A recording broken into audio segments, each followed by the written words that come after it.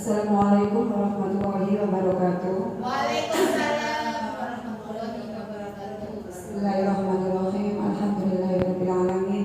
Wa bihi nasta'inu ala umuri dunya waddin. Wassalatu wassalamu ala asyrofil anbiya'i wal mursalin sayyidina wa maulana Muhammadin wa ala alihi wa ashabihi ajma'in.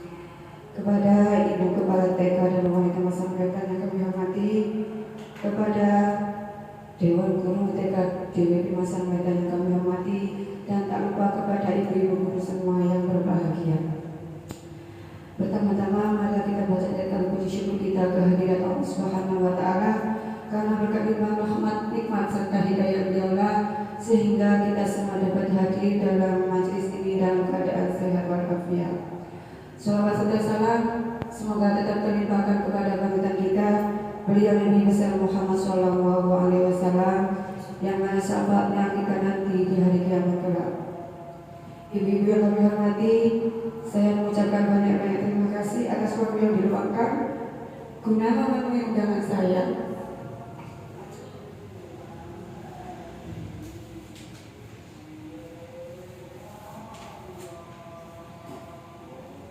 Dengan saya undang di sini karena saya mau melakukan diseminasi kegiatan yang saya peroleh di modul CGP angkatan 8. Sebelum kita mulai, mari kita buka acara kita baca basmalah ya. Bismillahirrahmanirrahim. Menyebarkan pemahaman dan penerapan pengalaman budaya positif. Mungkin dari ibu-ibu semua pernah mendengar apa itu budaya positif? Apa ibu-ibu? Belum pernah? Oke, budaya positif itu kalau kita secara penerapan kita ya sesuatu yang baik, sesuatu yang menimbulkan kebaikan itu adalah budaya positif. Nah, pada modul 1.4 ini ada beberapa budaya positif yang akan saya paparkan nanti. Tapi sebelum itu ada beberapa pertanyaan pemantik. Ada 3 ya, setuju atau tidak setuju. Coba yang pertama, hukuman dapat mendisiplinkan anak. Menurut ibu-ibu, apakah dengan setuju kalau hukuman itu dapat mendisiplinkan anak? Setuju. Karena jawabannya setuju dan tidak setuju, tidak apa-apa. Nah, terus kalau misalnya yang kedua, pemberian hukuman positif seperti membaca dan membersihkan halaman sekolah dapat meningkatkan disiplin anak. Ibu-ibu setuju apa tidak setuju? Setuju. Terus yang ketiga, memberi penghargaan dapat meningkatkan motivasi belajar anak. Menurut ibu-ibu setuju atau tidak setuju? Setuju. Coba yang pertama, kenapa kok hukuman itu dapat mendisiplinkan anak? Apa alasan ibu-ibu menjawab setuju? Mungkin dari ibu ada pengalaman. Kenapa sih kok hukuman itu bisa mendisiplinkan anak? Hukuman karena sifatnya itu hukuman, anak itu disiplin, tapi dalam waktu jangka pendek. Untuk dalam jangka panjang, anak-anak itu pasti akan mengulangi lagi. Jadi, kalau hukuman mendisiplinkan anak itu bisa, memang bisa, tapi dalam jangka waktu yang pendek. Terus yang kedua, pemberian hukuman positif itu jenengan tadi setuju. Alasannya kenapa? Kenapa ibu-ibu? Ya karena kalau hukumannya itu bersifat positif, membaca, membersihkan halaman, itu kan juga pelatihan terhadap anak untuk melakukan kebiasaan yang baik, ya. Terus kalau memberikan penghargaan, ini pasti banyak anak yang suka kalau ini. Memberi penghargaan itu dapat meningkatkan motivasi belajar anak. Gini betul. Kalau contohnya anak melakukan perbuatan yang baik, dikasih jempol aja anak itu pasti senang. Besok pasti akan melakukan yang lebih baik dari itu. Nah, penghargaan itu penghargaan itu tidak harus berupa barang ataupun harus berupa benda, ya. Bisa berupa ucapan pinter, jempol, hebat. Itu anak sudah merasa bangga, merasa dihargai. Oh, aku pinter loh, seperti itu ya. Lanjut. Nah, konsep inti budaya positif yang ada di modul 14 ini adalah antara lain: yang pertama, perubahan paradigma belajar; yang kedua, disiplin positif; yang ketiga, nilai-nilai kebajikan; yang keempat, kebutuhan dasar manusia; kelima, motivasi perilaku manusia; 6, posisi kontrol guru; 7, keyakinan kelas; dan 8, segitiga restribusi. Dari masing-masing konsep ini kita akan bahas bersama-sama, ya. Kita belajar bersama, kita sharing-sharing bersama. Perubahan paradigma. Kegiatan, coba jenengan bayangkan, jenengan sama teman jenengan, tangannya sampai kepal, sampai menulis secari kertas. Misalnya di dalam kertas itu ada tulisannya berharga, sangat berharga, menurut jenengan sangat berharga. Yang A berusaha sekuat mungkin untuk mengepalkan tangannya. Terus yang B berusaha sekuat mungkin untuk melepas genggaman tangan dari si A. Bagaimana menurut jenengan? Misalnya yang A, coba jenengan Buria sama Buniken. Buria yang A, Buniken yang B. Berarti Buria berusaha sekuat tenaga untuk mempertahankan kepala, Buniken melepas. Nah, ini menunjukkan kalau Buria kenapa kok tidak mau melepas tangannya?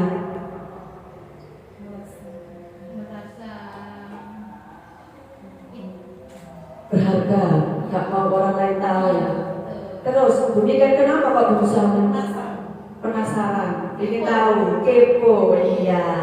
Nah, itu ibaratnya segala sesuatu yang bisa mengontrol itu adalah diri kita sendiri. Meskipun Bunikan berusaha, Buria enggak, nanti tak kasih uang, tak kasih barang, saya minta apa? Buria tetap enggak mau. Kenapa? Karena mengontrol itu adalah kemampuan kita sendiri. Tidak ada yang bisa mengontrol kemampuan kita kecuali diri kita sendiri.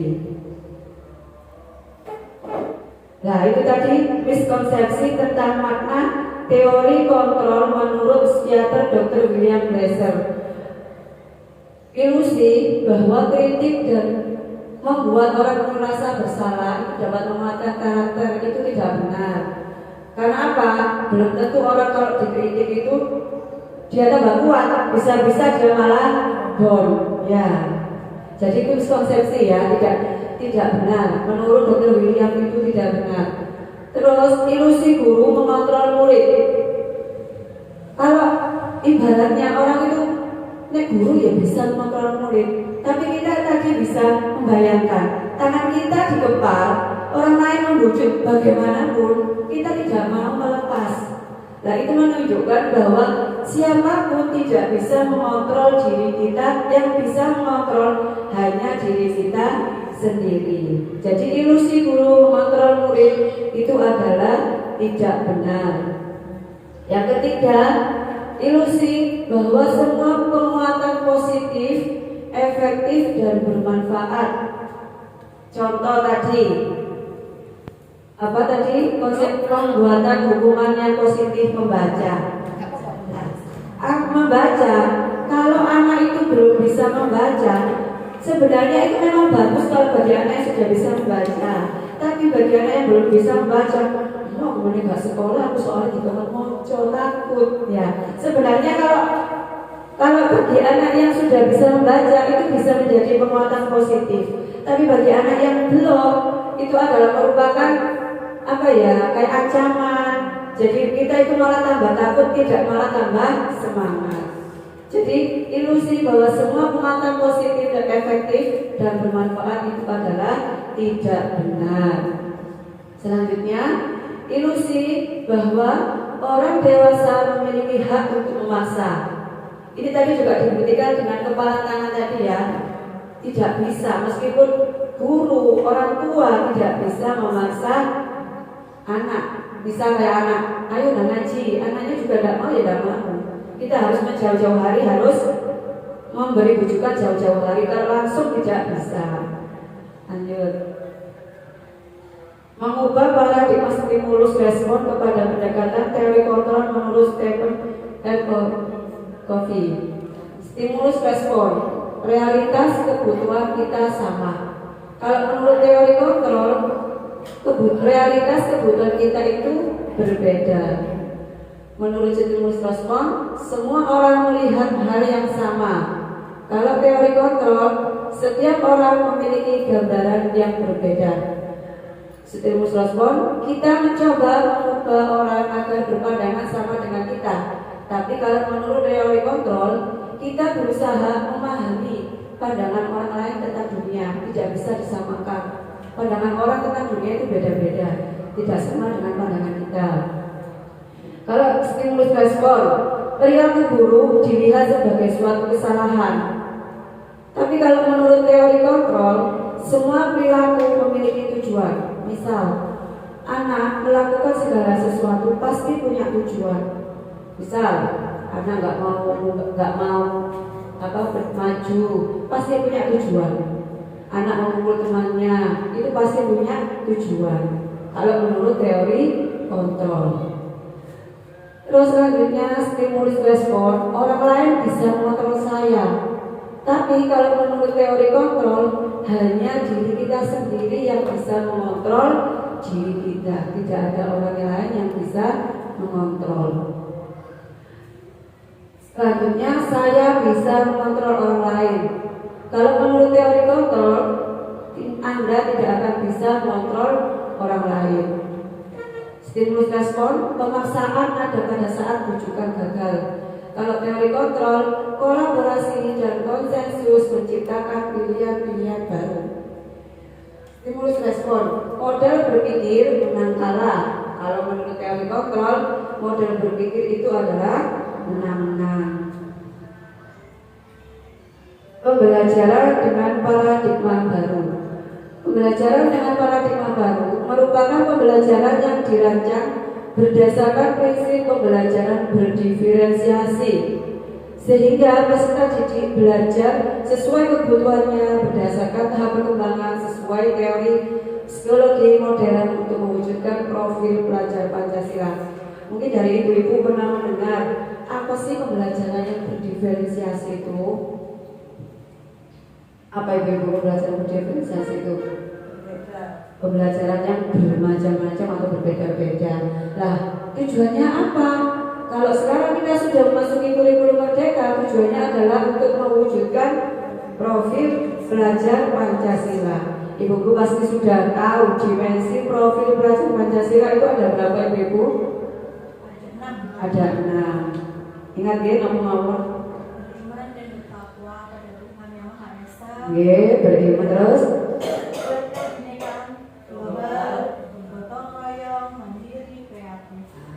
Itu adalah dimensi profil pelajar Pancasila ada 6. Yang pertama beriman, bertakwa, dan berakhlak mulia. Yang kedua berkebinekaan global, bergotong royong, kreatif, mandiri, kolaboratif. Sekarang disiplin positif. Mungkin dari ibu-ibu pernah mendengar apa sih disiplin positif? Apa ibu-ibu? Disiplin positif itu apa?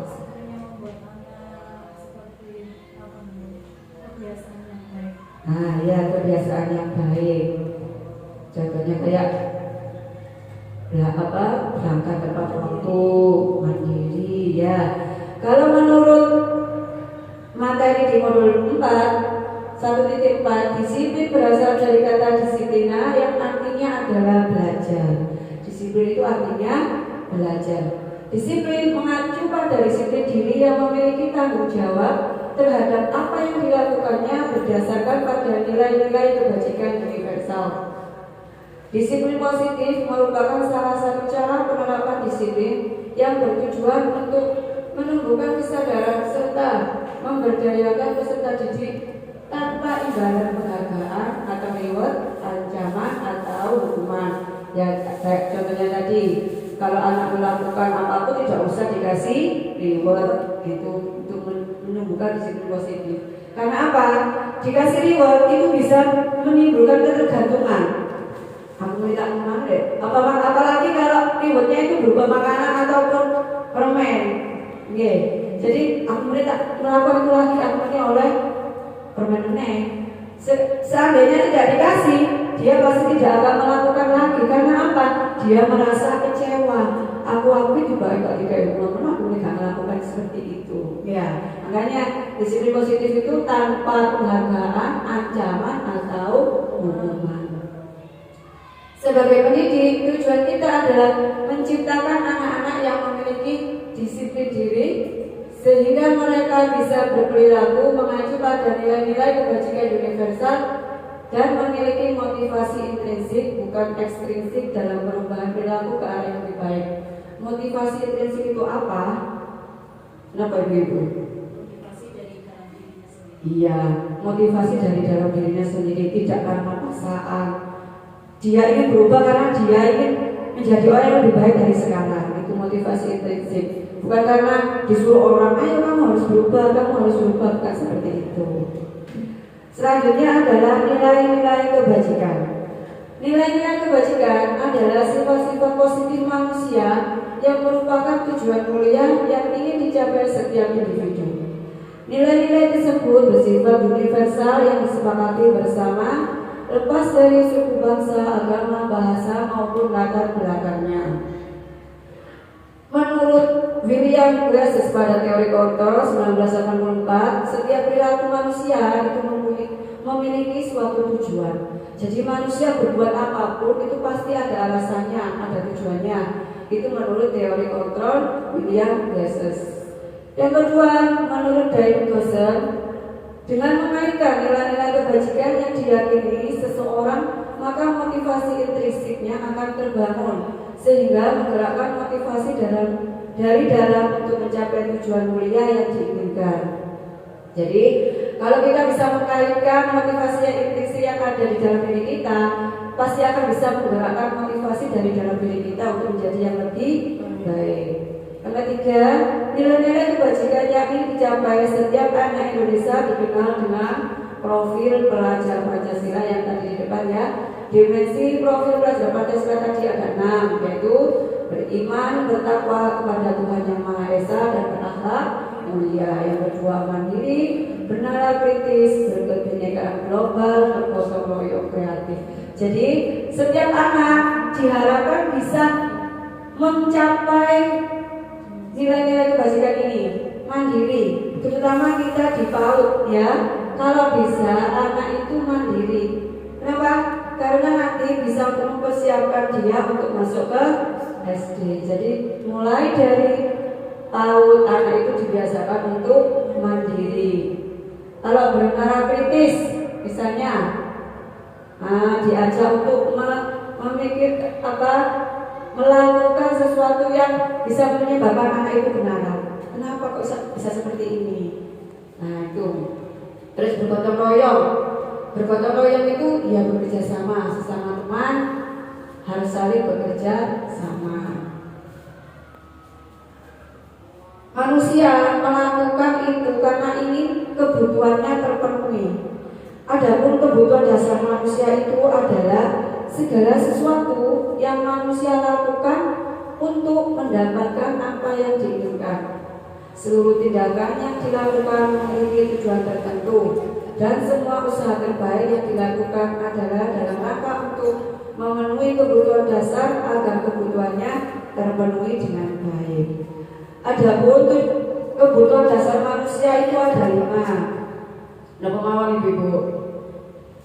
Kebutuhan yang pertama adalah kebutuhan yang bertahan hidup. Kebutuhan bertahan hidup itu ya berhubungan dengan fisiologis, fisik. Contohnya apa? Ya, makan, minum, pakaian, kesehatan, rumah, dan keamanan. Itu adalah kebutuhan fisiologis. Yang kedua, kebutuhan kasih sayang dan rasa diterima. Meliputi apa saja? Rasa ini diterima di komunitasnya, ingin dipedulikan, berbagi, kerjasama, ingin menjadi bagian dalam kelompok. Terus yang ketiga, penguasaan. Penguasaan itu kebutuhannya meliputi apa?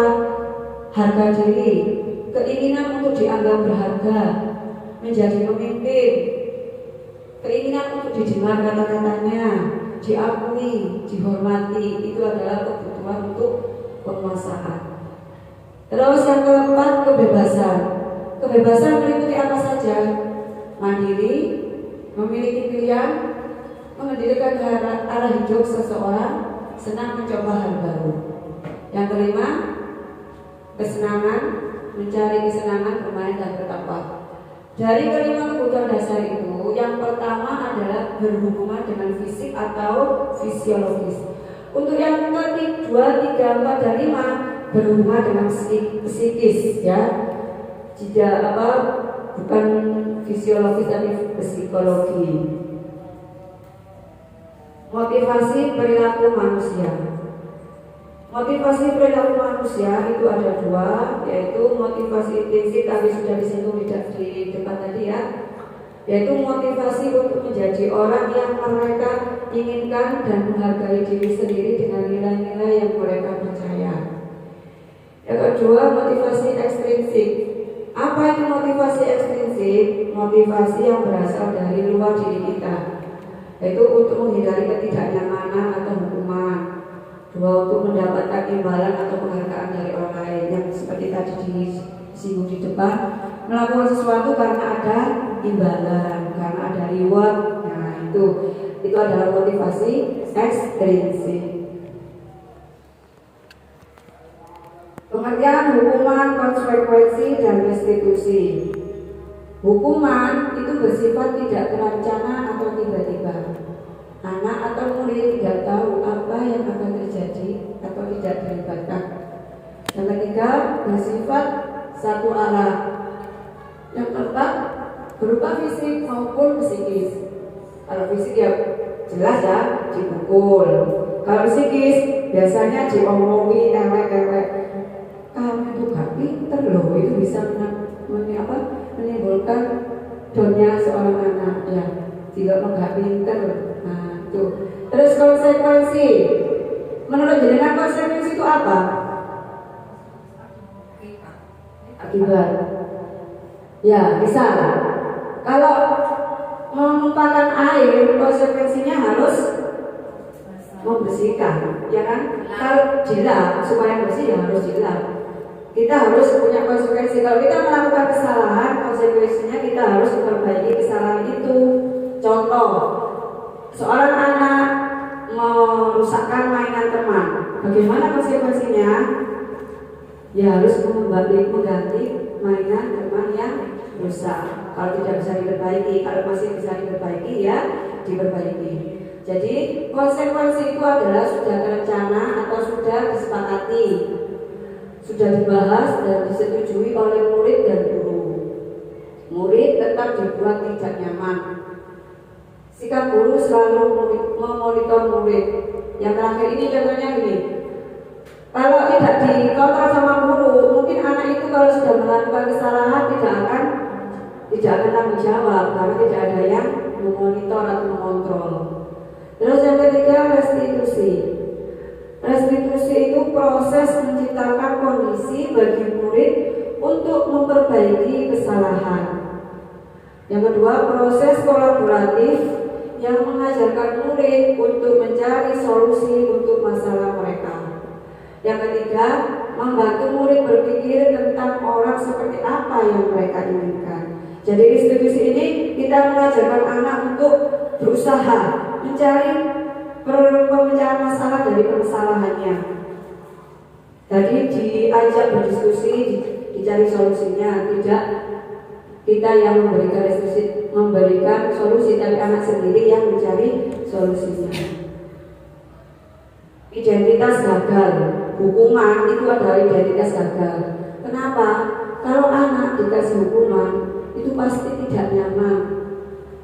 Bisa jangka panjang, bisa jangka pendek. Tapi kalau hukuman biasanya jangka panjang. Apalagi hukumannya berbentuk hukuman fisik, dipukul, dibully dengan kata-kata yang jelek, itu pasti bisa ingat sampai lama. Nah, terus yang kedua, korban mendapatkan keadilan, murid akan tersakiti. Kalau konsekuensi dan restitusi itu adalah identitas sukses. Tidak nyaman untuk murid, tapi dalam jangka waktu yang pendek. Anak bisa lupa, karena konsekuensi itu adalah juga yang baik. Terus yang kedua, korban bisa diabaikan. Ketiga, murid akan dibuat tidak nyaman. Nah, sekarang restitusi. Menguatkan untuk murid atau anak dalam jangka waktu yang panjang. Kenapa? Anak disuruh mencari solusi sendiri, jadi dia pasti akan mengingat sampai lama, pasti akan ingat. Yang kedua, menguatkan untuk anak dalam jangka yang panjang.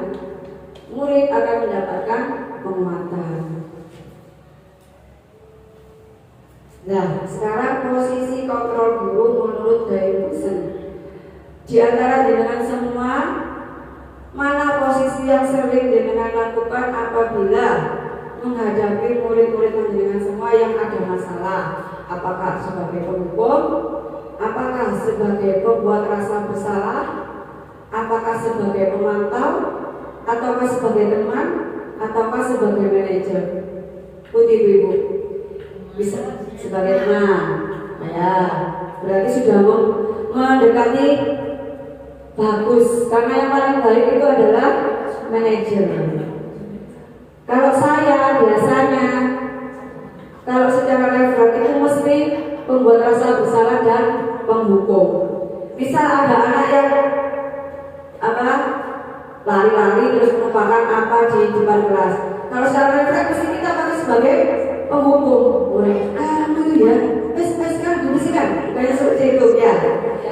Kalau membuat rasa bersalah itu ya ada, tapi kalau kita lagi mood, lagi enak, mesti ngomongnya lagi membuat rasa bersalah atau sebagai teman. Nah, posisi kontrol yang paling baik menurut Dayusen adalah posisi manajer. Nah, bagaimana posisi manajer itu? Ini contoh penerapan 5 posisi kontrol. Ada sebuah kasus, siswa itu sering datang terlambat ke sekolah. Kalau posisi guru sebagai penghukum, ayo lari lapangan, mengelilingi lapangan 3 kali, itu sebagai penghukum. Akibatnya anak itu pasti akan mantau. Apa itu mantau? Ya, jengkel, punya rasa dendam pada guru itu. Ya, itu sebagai penghukum. Kalau posisi membuat rasa bersalah, berapa kali ibu memberitahu kamu selalu mengecewakan ibu. Bahasanya halus, tapi anak itu merasa iya aku mesti sama ibu itu kok cita-cita. Dia itu merasa bersalah. Yang ketiga sebagai teman, ngomongnya kayak kalau teman, ayo dong ikuti peraturan sekolah, tolong bantu ibu ya. Sekali ini jangan diulangi lagi ya. Jadi anak itu merasa iya wis aku kocone berarti aku ini wis gak ngakoni iku hanya wis gak terlambat lagi. Nah, itu sebagai teman. Bahasanya halus, ngomongnya juga sambil tertawa, sambil bergurau. Jadi anak tidak merasa dihukum. Nah, yang selanjutnya sebagai pemantau. Kamu sudah melanggar peraturan sekolah. Kamu tahu konsekuensinya? Nanti jam istirahat kamu harus mencatat pelajaran yang tertinggal. Ini kalau sebagai pemantau, diomongi, dia dikei konsekuensi. Konsekuensinya kan juga baik, mencatat pelajaran yang tertinggal. Nah, yang kelima inilah posisi yang diharapkan Dayusen sebagai guru. Kalau bisa guru itu harus menjadi manajer. Apa itu posisi manajer? Pertanyaannya, apakah kamu tahu kesalahanmu? Kira-kira bagaimana kamu memperbaiki kesalahanmu? Jadi lebih halus, lebih mendekat, pendekatannya lebih dapat, lebih berteman juga masuk. Nah, jadi posisi manajer ini yang paling diharapkan diterapkan oleh semua guru. Jadi kita belajar bersama-sama untuk menerapkan posisi yang kelima. Kalau belum bisa ya posisi pemantau. Nah coba, ini ada pertanyaan. Posisi kontrol apakah aku? Saya kecewa sekali dengan kamu. Posisi nomor ini ibu. Rasa bersalah. Terus sama balik. Saya kecewa sekali dengan kamu. Manajer. Nama balik. Kalau ini adalah membuat rasa bersalah. Ya. Terus lanjut. Posisi kontrol apakah aku? Kamu tidak pernah benar melakukannya. Apa? Hukuman. Ya berhukum. Mesti tidak nomor, berarti kan anak itu wah aku tidak nomor. Nah, itu merasa hukuman. Selanjutnya, posisi kontrol apakah aku? Apa rencana untuk menyelesaikan masalah ini? Manajer. Nah ini, jadi anak itu diajari, ditanyai lembut, dipanggil, semisal melakukan kesalahan dipanggil sendiri tanpa ada orang. Jadi kalau ada temannya dia itu nanti merasa kayak dibully gitu ya. Jadi kalau posisi manajer itu anak dipanggil sendirian. Jadi face to face, berhadapan satu sama satu, ditanya yang bagus. Nah itu adalah posisi manajer. Selanjutnya, posisi kontrol apakah aku? Ayolah lakukan demi bapak ibu ya. Apa? Teman. Ngomongnya sambil bergurau, sambil bercanda ya. Terus yang selanjutnya, kamu tidak pernah mendapat nilai jika tidak mengerjakan tugas apa ini? Apa? Pemantau, penghukum, teman, manajer atau apa? Penghukum. Nah, sekarang kan kita memasuki tahun ajaran baru. Nah, supaya pembelajaran itu lebih efektif, apakah ibu-ibu sudah semuanya membuat keyakinan kelas? Apa itu keyakinan kelas? Mengapa kok bukan peraturan kelas? Kenapa kok keyakinan kelas? Apakah ibu-ibu sudah membuat keyakinan kelas di lembaganya masing-masing? Belum. Ya. Kenapa sih kok keyakinan kelas bukan peraturan kelas?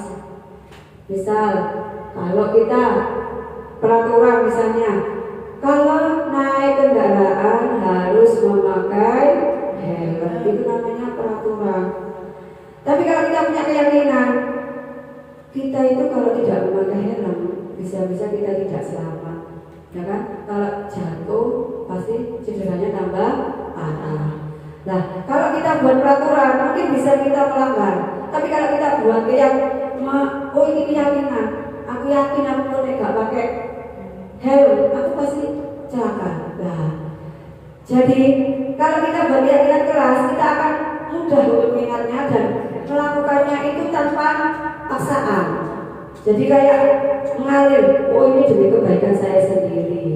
Nah itu, makanya mengapa keyakinan kelas dan bukan peraturan kelas. Jadi kalau keyakinan itu lebih pada keinginan diri kita sendiri.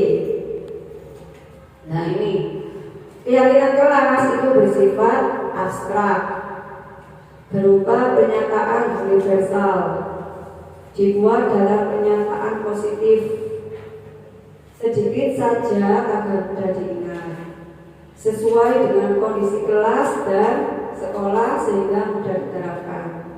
Semua warga sekolah atau warga kelas dilibatkan saat membuat keyakinan kelas. Ini saya kemarin sudah mencoba membuat keyakinan kelas. Nah jadi kalau keyakinan kelas itu bahasanya kalimatnya harus kalimat yang positif. Contoh, kalau peraturan tidak boleh membuang sampah sembarangan, itu peraturan. Kalau keyakinan kelas menjaga kebersihan. Terus lagi, contohnya apa? Kalau misalnya, nah, tidak boleh berkata kotor. Kalau menjadi keyakinan kelas, kalimat positifnya bagaimana? Kata yang baik atau sopan ya. Terus bisa tidak boleh mencoret-coret dinding. Kalau keyakinan kelas, kalimat positifnya bagaimana? Apa?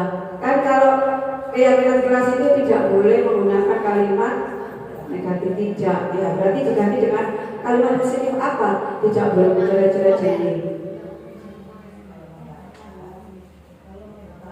Menggambar di kertas boleh. Kalau misalnya dibuat seperti ini, menghormati lingkungan sekitar bagaimana? Nah, berarti kan gak boleh coret-coret dinding, tidak boleh coret-coret meja. Itu karena kita menghormati lingkungan. Terus ada lagi, tidak boleh mencontek. Kalau menjadi keyakinan kelas, kalimat positifnya bagaimana? Tidak boleh mencontek. Kira-kira kalimat positifnya bagaimana? Percaya pada diri sendiri. Terus apa lagi?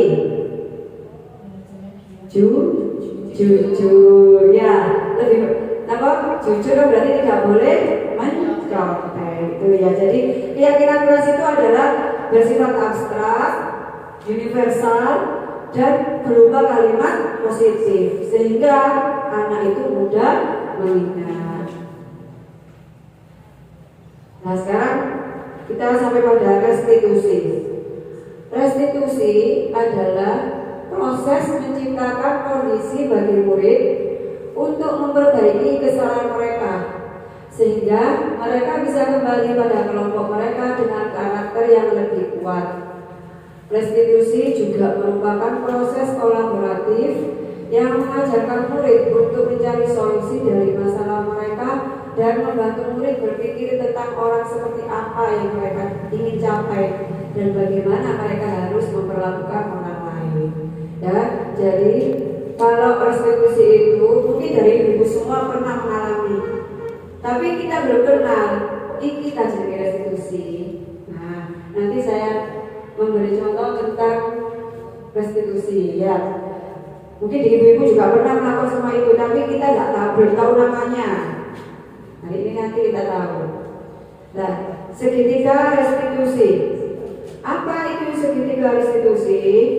Suatu proses dialog yang dijalankan oleh guru agar dapat menghasilkan murid yang mandiri dan bertanggung jawab. Tadi sudah disinggung ya. Nah, posisi yang paling baik itu adalah sebagai apa tadi? Posisi guru tadi? Manajer. Nah, posisi manajer dalam menyelesaikan masalah suatu murid, masalahnya murid itu adalah menerapkan segitiga restitusi. Segitiga restitusi itu ada 3 tahapan. Yang pertama, menstabilkan identitas. Yang kedua, validasi tindakan yang salah. Yang keempat, menanyakan keyakinan. Ya, tadi kan sudah ada keyakinan. Kita kan sudah membentuk keyakinan kelas.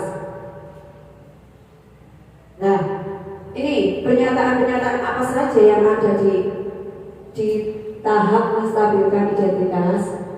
Menstabilkan identitas berdasarkan prinsip membuat kesalahan adalah bagian dari proses pembelajaran. Nah, pernyataan apa saja yang muncul pada menstabilkan identitas? Pertama, berbuat salah itu wajar. Jadi anak itu tidak langsung disalahkan, tapi dibela. Berbuat salah itu wajar. Tidak ada manusia yang sempurna. Ibu bapak juga pernah melakukan itu. Bapak itu tidak mau mencari siapa yang salah, tapi bapak itu ingin mencari solusi dari permasalahan ini. Kamu berhak merasa begitu. Jadi anak itu pertama itu disanjung, dipuji. Meskipun melakukan kesalahan, ya disanjung, dipuji. Itulah menstabilkan identitas. Tahap yang kedua, validasi tindakan yang salah. Berdasarkan prinsip, setiap perilaku berupaya memenuhi kebutuhan tertentu. Pernyataan apa saja yang ada di validasi tindakan yang salah? Ini kenyataannya contoh, kamu pasti punya alasan mengapa melakukan hal itu. Yang kedua, padahal kamu bisa melakukan yang lebih buruk dari ini ya. Mari dipuji-puji, tidak tapi kamu patut bangga karena telah memiliki sesuatu yang penting buatmu. Yang keempat, kamu melakukannya karena mempertahankan sesuatu yang penting bagimu. Nah, itu adalah pernyataan yang muncul di validasi tindakan yang salah. Selanjutnya tahap yang ketiga yaitu menanyakan keyakinan. Jika di dalam kelas itu sudah dibuat keyakinan kelas, ada anak yang melanggar keyakinan kelas, itu nanti bisa ditanyakan tentang keyakinan kelas. Nah, ini keyakinan, menanyakan keyakinan kelas itu berdasarkan prinsip teori kontrol bahwa dasarnya kita termotivasi secara intrinsik. Pernyataan apa saja yang muncul? Apa keyakinan kelas kita? Nilai-nilai apa yang telah disepakati bersama? Seperti apa gambaran kelas yang ideal menurut kamu? Kamu ingin menjadi orang yang seperti apa? Nah, itu adalah proses manajer menerapkan segitiga distribusi. Ini contoh segitiga distribusi.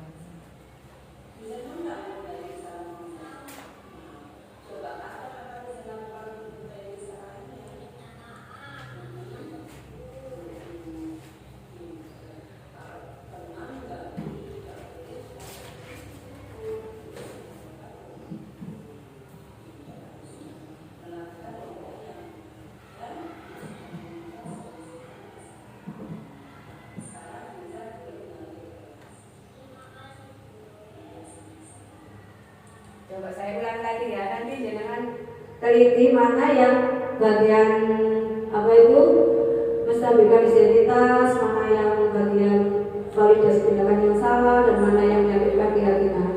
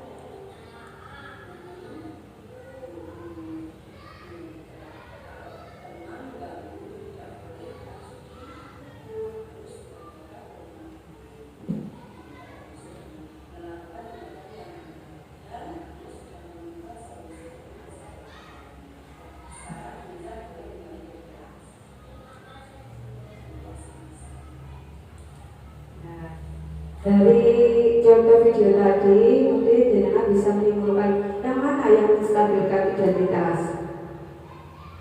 Tadi kan menstabilkan identitas tadi ada yang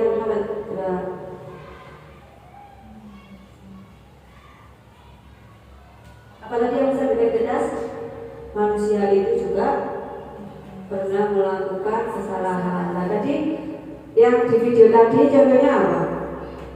Menstabilkan identitas tadi apa? Berbuat salah itu wajar ya. Tadi kan ada yang menjawab seperti itu ya. Terus kalau validasi tindakan yang salah tadi contohnya kayak gimana? Tadi apa? Ya, yang atas itu ya. Kamu pasti punya alasan mengapa kamu melakukan itu. Alasannya tadi apa? Karena dipukul, ya, diolok-olok akhirnya dipukul. Aslinya dia itu nggak mau pukul karena diolok-olok kemarin terus, diolok terus. Akhirnya dia itu malah dipukul. Nah, itu adalah menstabilkan apa? Validasi tindakan yang salah. Terus yang menanyakan keyakinan tadi kayak gimana? Apa? Menurut Friza, tindakan Friza itu benar atau salah? Salah. Terus apa yang dilanggar Friza? Tidak menyayangi teman. Nah, tadi seperti itu ya. Itulah contoh penyelesaian masalah dengan segitiga restitusi.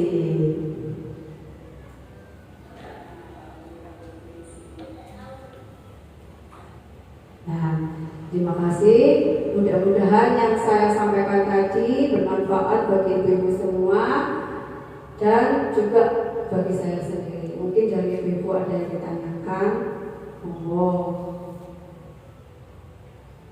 karena sudah siang, mungkin karena apa ya, sudah 8 ya. Iya. Ya, terima kasih atas kesempatan waktu, sudah menyempatkan waktu kita belajar bersama, saya bersama. Saya akhiri. Wassalamualaikum warahmatullahi wabarakatuh.